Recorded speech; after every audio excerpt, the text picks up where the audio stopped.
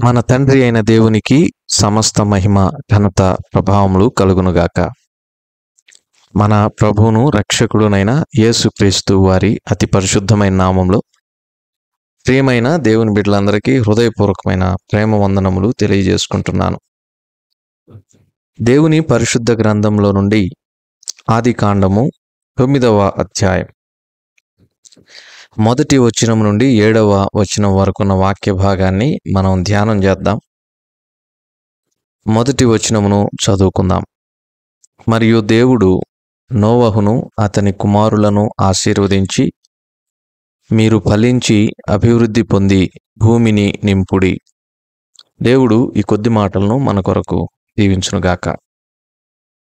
ప్రభునందు ప్రియమైన సహోదర సహోదరులారా, చదవబడిన ఈ వాక్య భాగాన్ని మనం గమనించినప్పుడు, నోవహు జలప్రళయం నుండి తప్పించబడిన తర్వాత మొట్టమొదట చేసిన పని ఏంటంటే, దేవునికి బలిపీఠమును కట్టి దేవునికి బలిని అర్పించాడు. ఆ బలిలో పరిశుద్ధత ఉంది. ఆ బలి దేవునికి ఇంపైన సువాసనగా ఉంది. ఆ బలి మానవుల మీద ఉన్నటువంటి శాపమును తీసివేసింది. దేవుడు మరలా నరులను శపించను అనేటటువంటి నిబంధన చేసుకునే విధంగా ఆ బలి చేసింది. ఆ తర్వాత 9వ అధ్యాయంలో మనం చూచినప్పుడు, భూమి మీద ఇంకెవరు మానవులు లేరు, కేవలము నోవహు ఆయన కుటుంబము మాత్రమే మిగిలి ఉంది.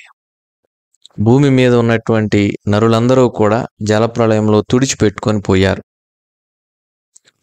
ఓడలో ఉన్నటువంటి జంతువులు, పక్షులు, పురుగులు, పశువులు మరియు నోవహు కుటుంబం,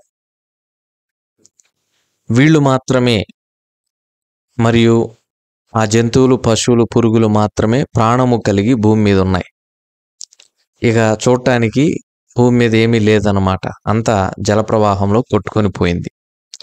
ఈ క్రమంలో దేవుడు మరలా మానవునికి చెప్తున్న మాటను మీరు చూడండి.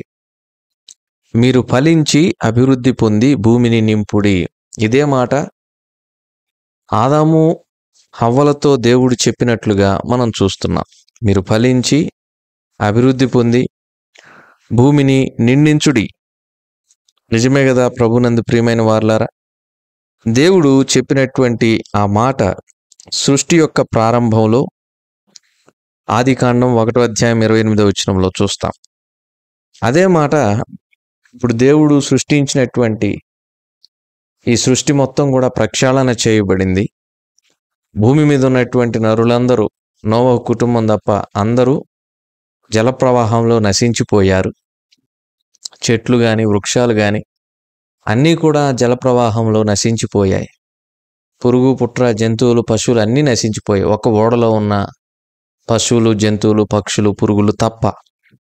ఈ క్రమంలో దేవుడు మరలా మానవునితో చెప్తున్న మాట ఏంటంటే, మీరు ఫలించి అభివృద్ధి పొంది భూమిని నిండించుడి.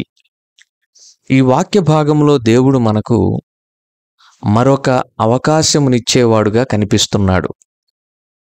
చూడండి, కొన్ని ఉద్యోగాల్లో కానీ, కొంతమంది యజమానులు కానీ, కొన్ని దగ్గరలా పని చేసేటప్పుడు కానీ తప్పు చేస్తే రెండవ అవకాశం అనేది ఇవ్వటం జరగదు. చాలామంది రెండవ అవకాశాన్ని ఇవ్వటానికి ఇష్టపడరు. ఒక పొరపాటు జరిగిందంటే వాళ్లకు కలిగేటటువంటి నష్టాన్ని బట్టి కొంతమంది వెంటనే ఆ తప్పు ఎవరి వలన అయితే జరిగిందో వారిని ఉద్యోగంలో నుంచి తీసేస్తారు, పనిలో నుంచి తీసేస్తారు, ఏమైనా చేయొచ్చు. రెండవ అవకాశం అనేది లేకుండా ఉంటూ ఉంది. చాలా స్థలాల్లో, చాలా ప్రదేశాల్లో, చాలా కార్యాలయాల్లో ఇలాంటి పనులను, ఇలాంటి పరిస్థితులను మనం చూడగలం.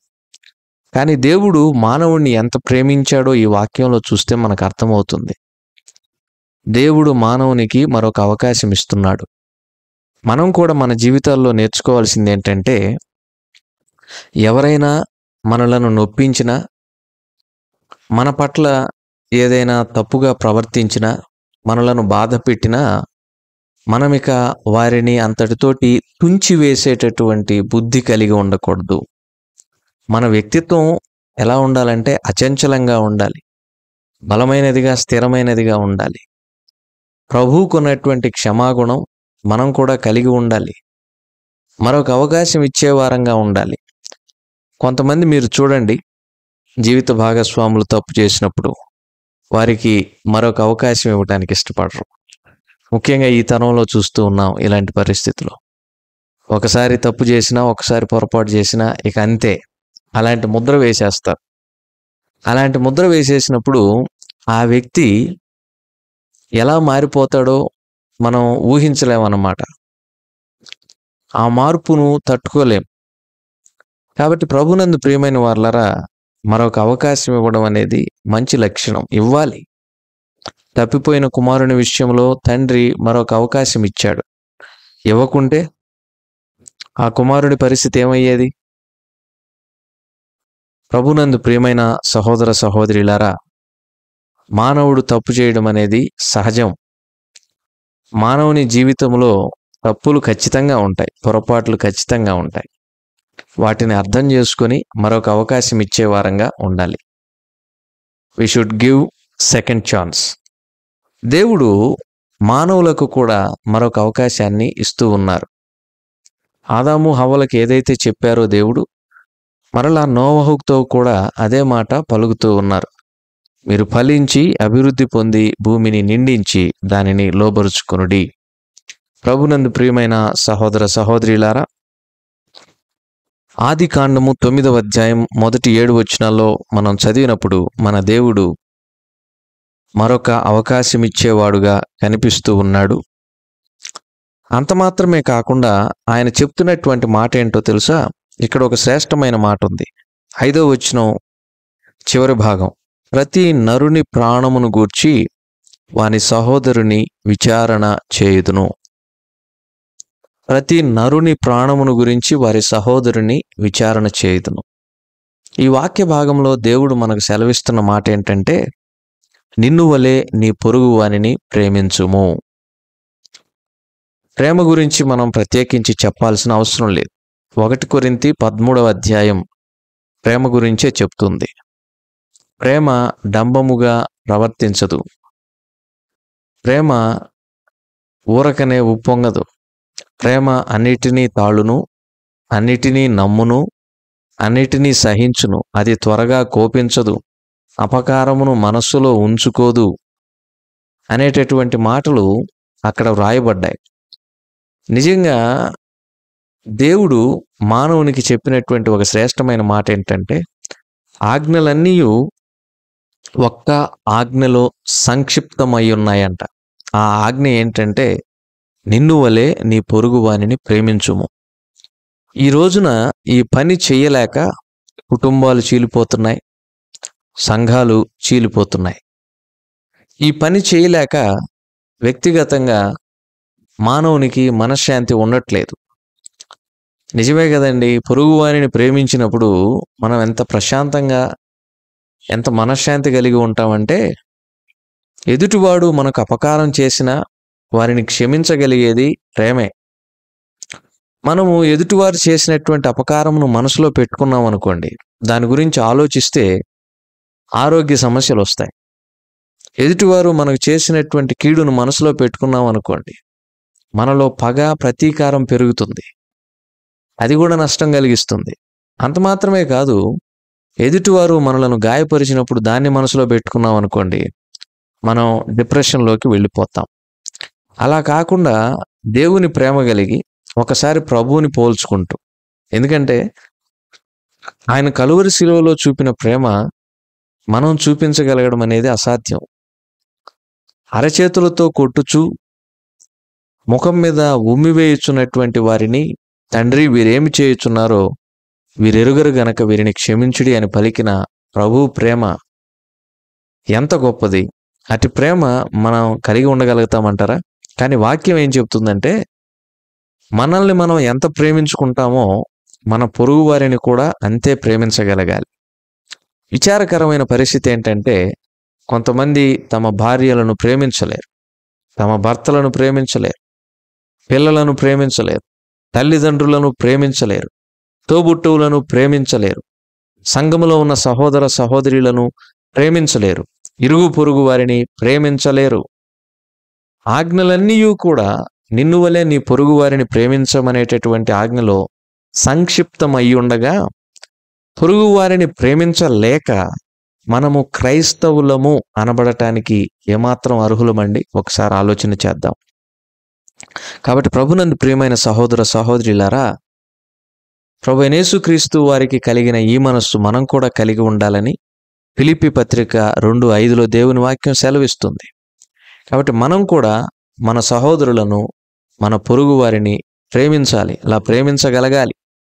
ఎప్పుడో జరిగిపోయినటువంటి విషయాలను, ఎప్పుడో వచ్చినటువంటి స్పర్ధలను తరతరాలుగా కొనసాగిస్తూ, దశాబ్దాలుగా హృదయంలో పెట్టుకొని మనము శత్రువులంగా నడుచుకోవటానికి కాదు దేవుడు మనకు అమూల్యమైన రక్షణ ఇచ్చింది. ఆయన మనస్సు కలిగి ఉండటానికి, మన వలె పొరుగు వారిని ప్రేమించగలగటానికి. నిజమే కదండి, మనల్ని మనం ఎంత ప్రేమించుకుంటాం? ఒక వ్యక్తి పొరపాటున అనొచ్చు, నాకు అందరికంటే మా తల్లిదండ్రులంటే ఎక్కువ ఇష్టం అని. మరొక వ్యక్తి అనొచ్చు, నేను అందరికంటే ఎక్కువ నా భార్యను ప్రేమిస్తాను. ఇంకొక వ్యక్తి అనొచ్చు, నేను అందరికంటే ఎక్కువ నా పిల్లల్ని ప్రేమిస్తాను. కానీ లోపల దాగి ఉన్నటువంటి సత్యం, ఈ మాటలు పలుకుతున్నటువంటి ఆ వ్యక్తులతో లోపల నుంచి మనస్సాక్షి చెప్పేటటువంటి మాట ఏంటో తెలుసా? ఇవన్నీ కాదు, అందరికంటే నువ్వు ఎవరిని ఎక్కువ ప్రేమించుకుంటున్నావో తెలుసా? నిన్ను నువ్వే ప్రేమించుకుంటున్నావు అని. నిజమే, మనల్ని మనం ఎంత ప్రేమించుకుంటామో, మన దేహం ఎంత ప్రేమించుకుంటామో, అందరికంటే అధికముగా మనల్ని మనం ప్రేమించుకుంటాం. అలాగున పొరుగు వారిని ప్రేమించాలనేది దేవుని వాక్యం చెప్తున్న సత్యం. అలా సహోదరుని ప్రేమించలేక కయీను నరహంతకుడయ్యాడు, దేశదిమ్మరై తిరిగాడు. అంతకంటే విచారకరమైన పరిస్థితి మరొకటి ఉంటుందా? కయీను గాని, కయీను సంతానం గాని భూమి మీద లేకుండా జలప్రవాహంలో కొట్టుకొని పోయింది, ప్రక్షాళన చేయబడింది. కాబట్టి ప్రభునందు ప్రియమైన వారలారా, దేవుడు ప్రతి నరుని ప్రాణమును గూర్చి వాన సహోదరుని విచారణ చేయును. ప్రతి నరుని ప్రాణమును గూర్చి వారి సహోదరుని విచారణ చేయును. హేబేలు చంపబడ్డాళ్లే, కయీను చంపేశాళ్లే అని దేవుడు ఊరుకోలేదు. హేబేలు యొక్క రక్తము దేవునికి మొరపెట్టుట దేవుడు విన్నాడు. కయీనుని అడిగాడు, దానికి తగిన శిక్ష కయీనుకు దేవుడు విధించాడు. అలాగైతే నీవు నేను కూడా మన సహోదరుల ప్రాణములకు ఉత్తరవాదులం. ఇదేంటి మన సహోదరుల ప్రాణములకు ఉత్తరవాదులం అంటున్నాడు అని ఆలోచన చేయకండి. నీ కంటికి కనిపిస్తూ నీ ఇరుగు పొరుగునున్నటువంటి నీ సహోదరుల ఆత్మలకు నీవు నేను జవాబుదారులం. మనం వారికి సువార్త ప్రకటించి వారిని ప్రభువునొద్దకు నడిపించాలి. సువార్త నోటితో మాత్రమే చెప్పేది కాదు, మన జీవితంలో మాదిరి చూపించి చెప్పేది సువార్త. మన జీవితంలో ప్రభువుని చూపించి అనేకులకు ఆ ప్రభువుని పరిచయం చేయటమే సువార్త. ఈ సువార్త ద్వారా మన సహోదర ప్రాణములను మనం పరలోకమునకు చేర్చగలము. దీనికి మనం ఉత్తరవాదులమండి. దేవుడు లెక్క అడుగుతాడు రేపు. నీ చుట్టూ నన్ను ఎరగనటువంటి వారు ఎంతమంది ఉంటే వారికి ఏమాత్రం నువ్వు నన్ను పరిచయం చేసావు, నన్ను గురించి ప్రకటన చేసావు అని ప్రభువు అడిగితే, తలదించుకొని, ప్రభువా నీ గురించి నేను ఎవరికి చెప్పలేకపోయాను, నిన్ను మాత్రం నేను పొందుకున్నాను, అందుకే పరలోకానికి వస్తున్నాను అని చెప్తే, దేవుడు సోమరివైన చెడ్డదాసుడు అంటాడు. ఇది మనకి అవమానం. కాబట్టి మన సహోదరుల ప్రాణమునకు మనం ఉత్తరవాదులం. ఈ విషయాన్ని మర్చిపోవద్దు. మన దేవుడు మరొక అవకాశం ఇచ్చేవాడు. ఇది మొదటి విషయం. రెండవది, నిన్ను వలె నీ పొరుగు వారిని ప్రేమించాలి. ఆ తర్వాత మూడవది మనం ఏం చూసాం?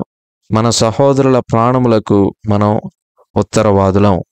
ఆ తర్వాత చివరి మాట చూడండి, ఆదికాండము 9:7, మీరు ఫలించి అభివృద్ధి నొందుడి. మనం ఫలించాలి.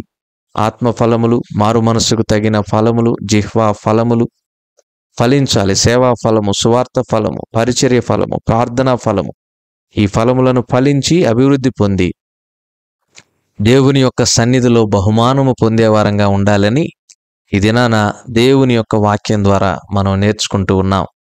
ఈ మాటలను హృదయంలో భద్రపరుచుకుందాం, జీవితంలో ఆచరిద్దాం, దేవుని యొక్క దీవెనలను పొందుకుందాం. దేవుడి కొద్ది మాటలు మన కొరకు దీవించును గాక. ప్రార్థన. కృపగల మా ప్రభువా, మాతో మాట్లాడిన మాటలకై స్తోత్రాలు. మా ప్రియులను దీవించి ఈ దినమంతటి కొరకు సిద్ధపరిచి, మా ప్రభువా, మీ చిత్తమైతే రేపటి దినాన మీ వాక్యమును వినగలిగే భాగ్యమును మాకిమ్మని మా రక్షకుడైన యేసుక్రీస్తు వారి పరిశుద్ధమైన నామములో ఈ మనలను ప్రార్థించి అడిగి వేడుకొంచున్నాము తండ్రి. ఆమెన్.